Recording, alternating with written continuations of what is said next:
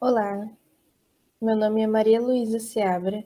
Esse é o título do meu trabalho, O Pai do Prazer e o Filho da Dor, a trajetória de criação do samba carioca. Fazer uma breve introdução para contextualizar os objetivos e da metodologia. O objetivo, de forma geral, era analisar o processo de criação e transformação do samba como gênero musical. Primeiro eu parto do final do século XIX pelas 2 primeiras décadas do século XX, com o cenário pós-abolição e o início da Primeira República. E assim eu começo pontuando elementos cotidianos da cidade do Rio e as expressões culturais urbanas, que eram crescentes na época, desde as festas do Reduto Baiano, do bairro da Cidade Nova, até o primeiro registro gravado de samba. Depois eu continuo a análise pelo cenário político e cultural dos anos 1930 e a relação concomitante com o processo de transformação do estilo do samba. Nesse momento eu também faço debates sobre as características dos dois estilos, características musicais, os debates sobre a origem do samba e sua relação com o panorama nacional desse momento do país. A metodologia é de uma pesquisa qualitativa, explicativa, baseada em uma revisão bibliográfica. Bom, eu começo o trabalho falando sobre a transição do trabalho escravo para o trabalho livre no Brasil e a nova ética do trabalho, que buscava reformular o conceito de trabalho para que ele se despisse do caráter degenerativo que havia no trabalho escravo.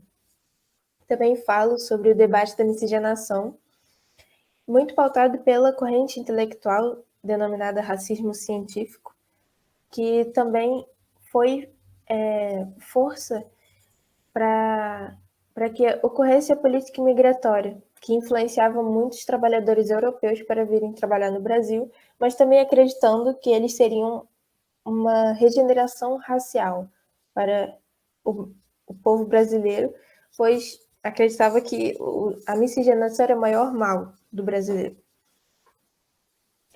Também falo sobre o fluxo migratório para a região Centro-Sul.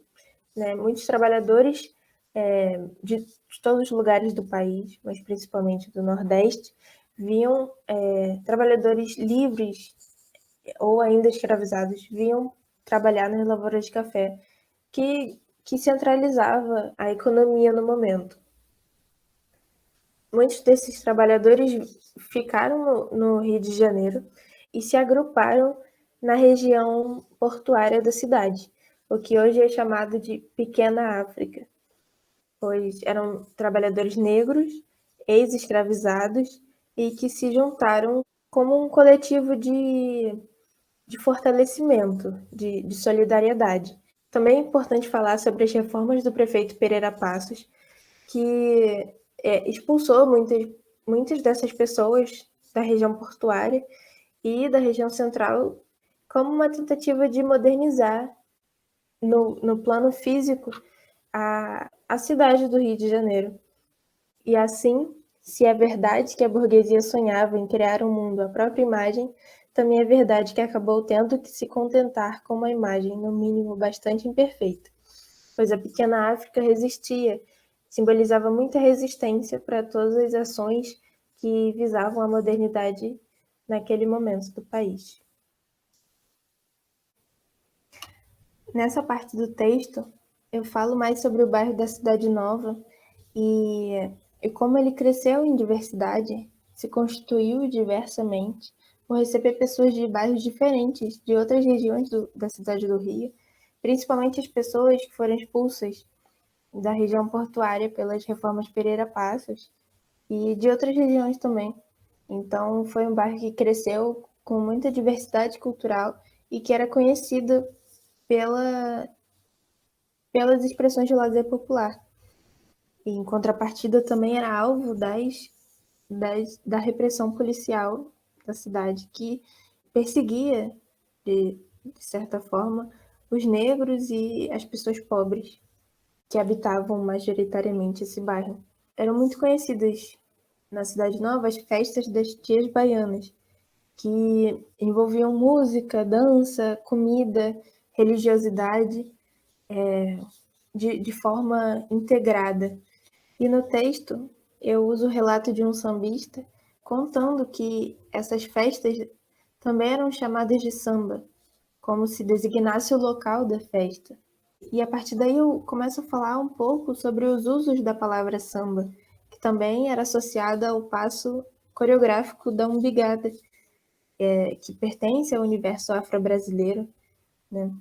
E aí também trago a discussão do que a tradição, por que essas expressões culturais são associadas ao domínio folclórico, né?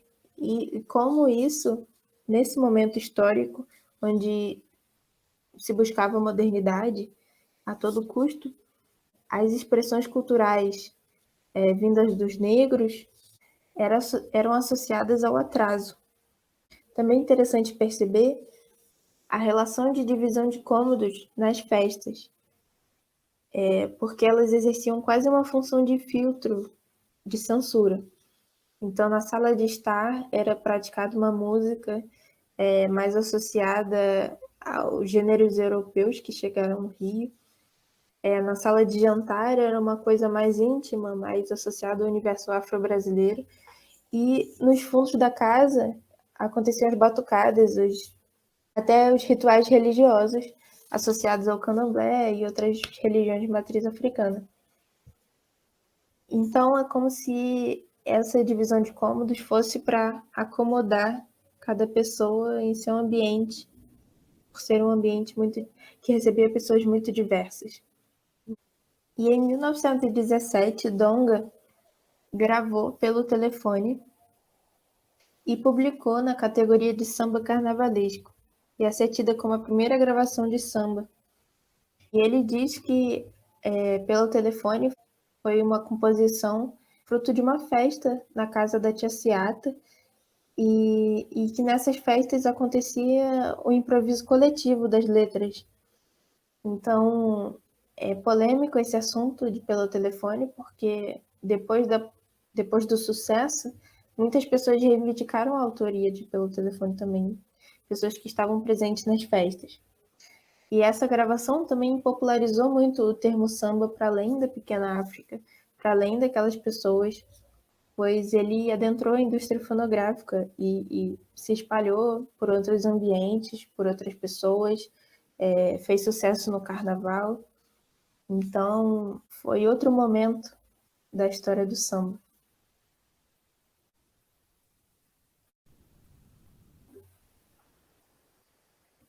Bom, desse outro momento do texto, eu parto dos anos 30, com a posse de Getúlio Vargas, que marca o fim da Primeira República e das oligarquias.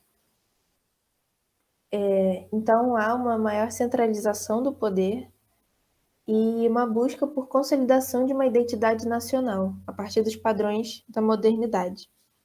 Nesse momento oportuno para isso, acontece o grande sucesso de Casa Grande e Senzala, de autoria do Gilberto Freire, com o elogio da mestiçagem. Então, com esse livro, o debate racial, o debate da mestiçagem, ele é colocado em plano central também, para a consolidação dessa identidade nacional, e acontece uma reformulação dessa ideia da concepção de mestiçagem.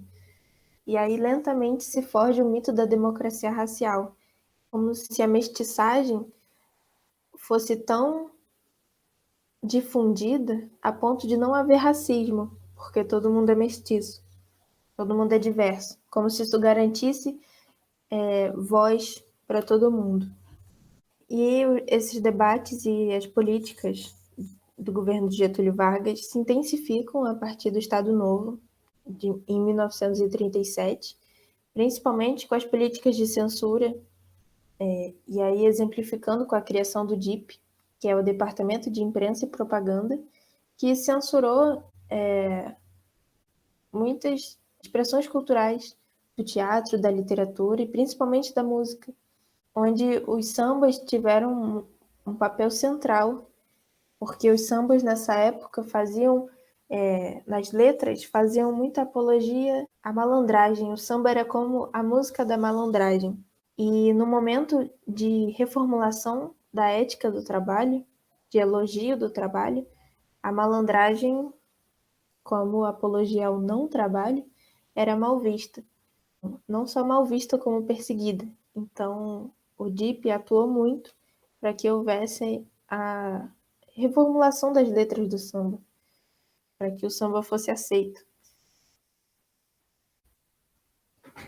E assim, nesse momento final do texto, eu falo como, a partir dessa época, dos anos 30, começa a haver uma diferenciação dos estilos de samba, separando o samba, que era praticado na pequena África, do samba moderno, praticado inicialmente no bairro do Estácio de Sá, e que depois ficou muito mais famoso. E tem muitas perguntas envolvendo essa diferenciação, né? O que os separa? Para além da sensação auditiva, para além da instrumentação, para além do conceito de autoria, da relação com o improviso, Hermano Viana, com o Mistério do Samba, ele coloca uma proposta de resposta para essas perguntas, né? Como se esses dois sambas diferentes fossem diferentes momentos da relação dos sambistas com a classe dominante. Então, primeiro o samba era perseguido na pequena África, o samba era reprimido, e depois ele é tido como o principal símbolo cultural do Brasil, símbolo também de uma cultura mestiça, onde, com o elogio da mestiçagem, o mestiço foi colocado como símbolo étnico do país. Então, ajuda a compor essa cena desse Brasil como identidade. Então, são muitos detalhes envolvendo o chamado mistério do samba, o mistério da transformação do samba. Carlos Sandrani também coloca outro aspecto, o aspecto mais musical, no sentido de que há uma mudança de paradigma rítmico. E aí, depois, quando o samba começou a ser praticado no bairro do Estácio de Sá, ele muda de paradigma rítmico. Ele muda sua rítmica, ele se torna muito mais contramétrico. E, historicamente, a contrametricidade ela está associada à música africana. Então, é contraditório, porque na literatura sobre o samba, fala-se muito sobre o embranquecimento progressivo, como se a história do samba fosse linear, e ela não é linear. Essa transformação do samba da pequena África para o samba moderno, que se consolidou o símbolo cultural do Brasil, ele é um desvio da história do samba. É importante se atentar para esses detalhes que têm a ver muito com a relação com a mestiçagem, com o momento político do país, sobre a versão identitária que o país queria mostrar com a modernidade. Então, tem muitos mistérios incorporados no mistério do samba. E é importante finalizar essa apresentação dizendo que o samba tanto resistiu, se impôs e disputou as narrativas de sua própria história, como ainda assim se constituiu tradição sob os moldes específicos da modernidade em construção do país na época. Aqui estão minhas referências bibliográficas, referências das imagens. Obrigada.